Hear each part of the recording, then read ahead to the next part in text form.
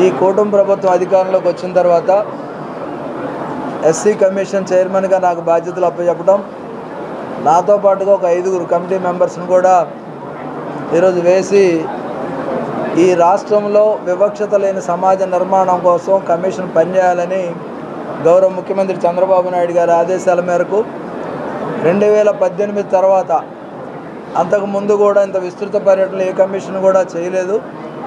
పర్టికులర్గా SC commission working commission, ఎందుకంటే పనిచేసేటటువంటి కమిషన్.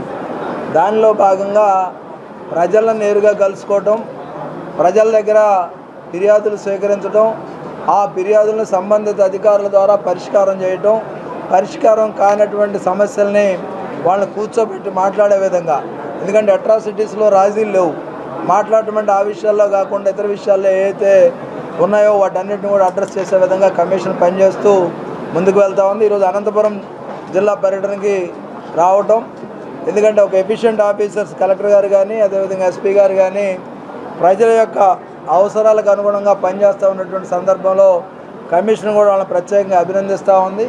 దాంతోపాటుగా మేము అభినందిస్తున్నామంటే, ఒకసారి పొగిడామంటే దానికి ఒక 1000 పిటిషన్లు మా దగ్గర రెడీగా ఉంటాయన్నమాట. వాటిని కూడా చేసి ఈ రాష్ట్రంలో సమసమాజ నిర్మాణం జరగాలి, మనుషుల మధ్య విభేదాలు ఉండకూడదు, మనుషులంతా ఒకటే. ఎందుకంటే వివక్షత పునాదులు ఎంత బలీయంగా ఉన్నాయనేది చరిత్ర చెప్తూ ఉంది. ఈ రోజుకి ఇప్పటికిప్పుడు వచ్చి కూటమి ప్రభుత్వం కానీ నేను కానీ మార్చేది ఏది ఉండదు. కానీ ప్రజలకు భరోసా కల్పించడం, ప్రజలకి ఒక రక్షణ చట్టంగా ఎస్సీ కమిషన్ ఉండటం అనేది ఈరోజు జరుగుతున్నటువంటి పరిస్థితుల్లో ఈరోజు దాదాపుగా 216 పిటిషన్స్, దీనిలో డిపార్ట్మెంట్లకు కానీ అదేవిధంగా ఎస్పీ గారికి ప్రత్యేకంగా అంటే లా అండ్ ఆర్డర్ సంబంధించి ఒక 24, అదేవిధంగా ల్యాండు ఇతర అన్నీ కూడా 216, మొత్తం 248 గ్రీవెన్స్ అనేది హైయెస్ట్ గ్రీవెన్స్ ఇక్కడ ల్యాండ్లోనే వచ్చాయి. ఈ జిల్లాలోనే ఎక్కువ తీసుకున్నాం, ఎందుకంటే దాన్ని ప్రత్యేకంగా దృష్టి పెడితే తప్ప వాళ్ళిద్దరిని పిలవాలి. ఎందుకంటే ఒకే డబుల్ రిజిస్ట్రేషన్స్ అని, లేదంటే సర్వేలో తేడా వచ్చిందని ఇవన్నీ చేస్తూ ఉన్నారు. దాంతోపాటు కూడా అధికారులకు అందరికి కూడా ఒకటే సూచన చేస్తూ ఉన్నాం, దళితుడు అనేవారు ఎవరు వచ్చినా సరే, భూమి సంబంధం వచ్చినా, ఆర్థికపరమైనటువంటి మోసానికి గురైనా, లేదు కుల వివక్షతకు గురైన అన్నీ కూడా అట్రాసిటీస్ కింద వస్తాయి. ఖచ్చితంగా కేసులు కట్టమని, అదేవిధంగా అట్రాసిటీగా వచ్చిన వాటిని కేసు కట్టకుండా, ఎందుకంటే మొన్న కూడా తిరుపతిలో ఒక సంఘటన జరిగింది.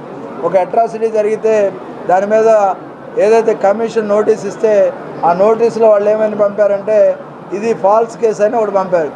అప్పుడు ఎఫ్ఐఆర్ నెంబర్ అడిగాను నేను, ఎఫ్ఐఆర్ నెంబర్ లేదు, ఎఫ్ఐఆర్ చేయలే. ఎఫ్ఐఆర్ చేయకుండా ఫాల్స్ ఎలాగ అవుతుంది అనేది కూడా అడిగాం. దయచేసి ఎఫ్ఐఆర్ చేయండి, విచారణ చేయండి. విచారణలది ఏదైతే ఎఫ్ఐఆర్కి ఆమోదయోగ్యం కాకపోతే తీసివేయమని అధికారులు కూడా కోరుతూ ఉన్నాం. ఈరోజు వివక్షత లేకుండా ఏదైతే సంక్షేమ అభివృద్ధి ఫలాలు అందరికీ అందాలి. పర్టికులర్గా రెవెన్యూ డిపార్ట్మెంట్లో కానీ, ఎలక్ట్రిసిటీ డిపార్ట్మెంట్లో కానీ, అదేవిధంగా ఇతర డిపార్ట్మెంట్ అన్నీ కూడా రివ్యూ చేయడం జరుగుతుంది. ఎలక్ట్రిసిటీ డిపార్ట్మెంట్ కూడా మేజర్గా ఉంది, ఎందుకంటే దళిత రైతులు ఏదైతే కరెంటు కనెక్షన్ కోసం అప్లై చేసుకుంటే 2000, 3000 సీరియల్లో ఉన్నాయి అన్ని జిల్లాల్లో. ఆ ఉన్న పరిస్థితుల్లో నుంచి వాళ్ళకి కనెక్షన్ వచ్చి వ్యవసాయం చేసుకునేసరికి బోరు ఊడిపోయే పరిస్థితి ప్రమాదం ఉంది. అలా కాకుండా ఏదైతే ఇంట్లో బలహీనమైన బిడ్డ ఉంటే తల్లి ఏ విధమైనటువంటి సంరక్షణకు ప్రత్యేక చర్యలు తీసుకొని ముందుకు వెళ్తుందో, అదేవిధంగా ఈ ఎస్ఐల్లో కూడా ఏదైతే వీళ్ళకి ప్రయారిటీ ఇచ్చి వీళ్ళ సీరియల్ ప్రకారం కాకుండా ముందు పెట్టి కనెక్షన్స్ ఇవ్వమని కూడా వాళ్ళు కోరటం జరుగుద్ది. ఈ జిల్లాలో ప్రత్యేకంగా సమర్థులైనటువంటి అధికారుల నాయకత్వంలో ఎక్కడా కూడా అట్రాసిటీ జరగకుండా ఉండాలని మనసారా కోరుకుంటూ మీ అందరికి కూడా సెలవు తీసుకుంటా ఉన్నాం.